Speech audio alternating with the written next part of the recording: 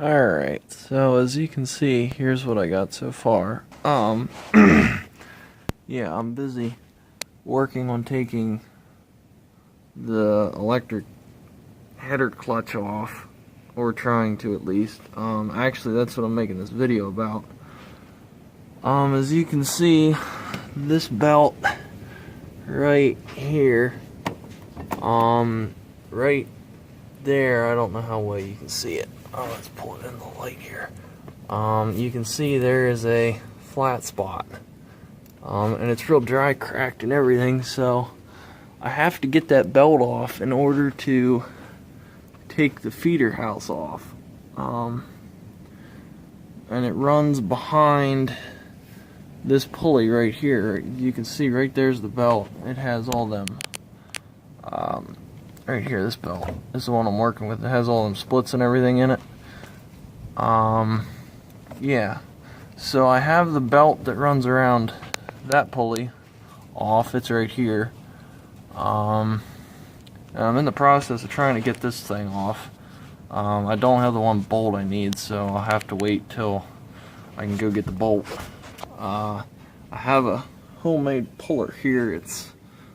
I took a piece of channel iron, as you can see, burnt 2 holes out in it, and then I'm gonna set it over like this here to and then run a bolt into this hole and a bolt into this hole and try to pull it off.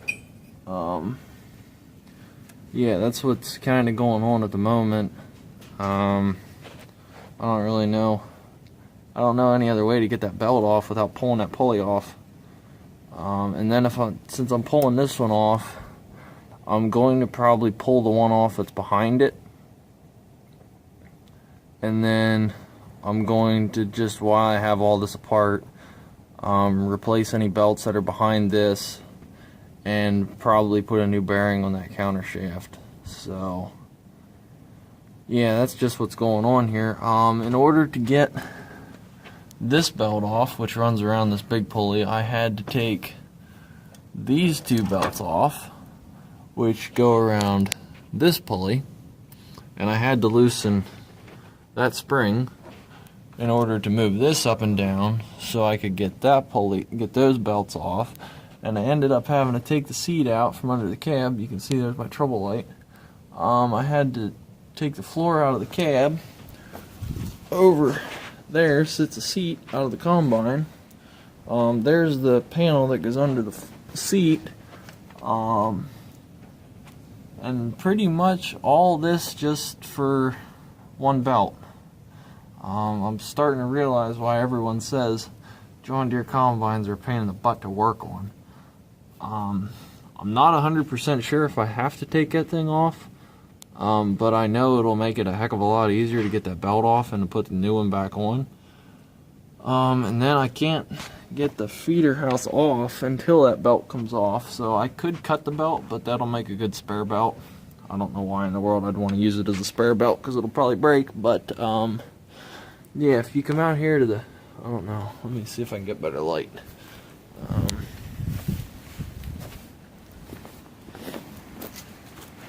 Yeah, if you come out here to the feeder house, that's no better light. Let's see what we got here. It's hard to work in this building because there's no lighting. But let's see, I'll put you guys up here, and maybe you can see down there. Got a belt in the road, and a belt in the road, and more belts in the road. But in order to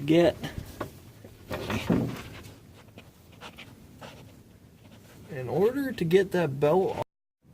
Alright, so in order to get this belt that's all dry rotted off, right there, in order to get that off the back of the feeder house, which I got this belt in the road, which we can just change that. Okay, right there. In order to get that belt off the feeder house right there, I'm pretty sure I have to tear the whole back half of the feeder house off, so I can walk it out over. You can't see it anyways, but this fitting thing right here on the end of it. which involves me taking that belt off, that shield, some other stuff. I don't know what else. And in order to get it out, I have to take, there's a grease zerk right here that I have to take off in order to actually just pull the feeder house out, because it'll catch on the cylinder for the side heel. But yeah, so probably in the end process, this is going to get not just that belt, but possibly this belt. These belts here aren't that big of a deal. I can do them pretty simple. The belt that runs the reel pump back in here, probably going to replace that.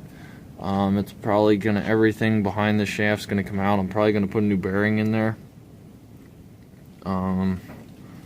behind that shaft, because I don't know if it's ever been greased, and this thing kind of has a little vibration in it at about like 1400 RPM. So whenever the engine's running 1400 RPM, so it's probably going to get a new bearing back there, just so I never have to do any of this ever again. So, but yeah, thanks for watching, and please comment, rate, and subscribe. Have a good day, guys.